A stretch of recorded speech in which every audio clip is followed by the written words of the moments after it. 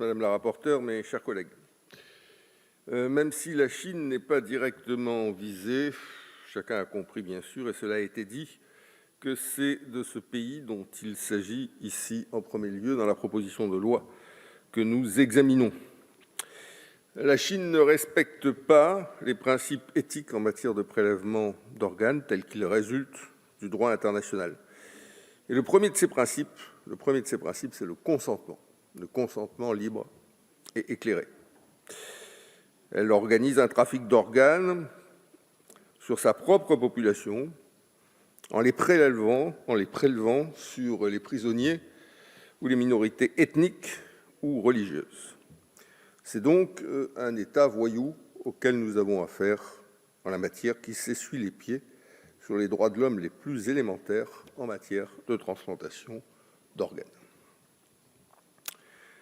Autrement, comment expliquer, par quelle alchimie miraculeuse expliquer que quelques jours seraient suffisants en Chine pour une transplantation, quand quelques années seraient nécessaires en France métropolitaine? Je ne doute pas de la compétitivité de l'économie et des établissements médicaux chinois, mais elle aura atteint ici des niveaux qui ne me semblent pas très raisonnables. L'objectif poursuivi par ce texte, avec ses imperfections, bien sûr, c'est de faire en sorte de prémunir nos établissements de santé et de recherche d'une collaboration avec leurs homologues chinois, tant que ceux-ci sont dans l'incapacité de prouver qu'ils respectent les principes en la matière dans le domaine de la transplantation. Rien d'extraordinaire à demander à ce que ces principes de base puissent être respectés.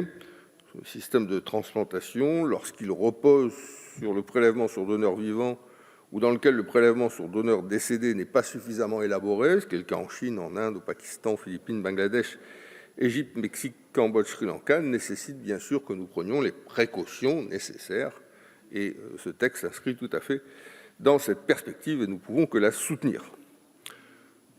Le principe développé par un certain nombre pour ne pas soutenir cette proposition de loi est de mettre en exergue le fait que la ratification de la Convention de Saint-Jacques-de-Compostelle a été votée par notre Parlement. Notre groupe, d'ailleurs, a participé favorablement à ce vote et que cette convention invite les gouvernements à ériger en infraction pénale le prélèvement illicite d'organes humains de donneurs vivants et décédés, à défaut d'un consentement libre et éclairé ou à défaut de gratuité du don. Donc la disposition internationale requise a été engagée, dès lors cette proposition de loi serait nulle et non avenue. Toutefois, notre groupe considère que cette proposition de loi est complémentaire de la ratification de la Convention de Saint-Jacques-de-Compostelle, dont, cela a été dit, et chacun le sait, plusieurs articles sont privés d'effet compte tenu des réserves d'interprétation formulées par la France, en conditionnant pour certains de ces articles leur application à la plainte de la victime ou à la dénonciation de l'État du lieu où l'infraction a été commise.